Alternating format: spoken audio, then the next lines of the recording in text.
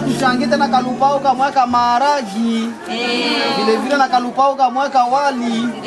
Kwa sana vile tuko tunatumia dawa na Mungu neko nasaidia juu tupone. Hivi sasa tutaanza omba.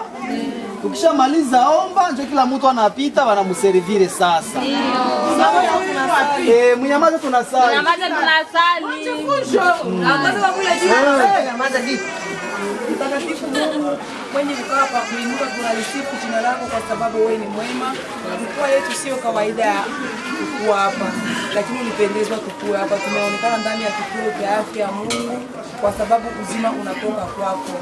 Tuko mbele yako Mfalme, tubariki wote kwa jumla. Angalia wale ambao waliweza kuhudumia chakula, nao wabariki pia kwa sababu chakula kinajenga mwili.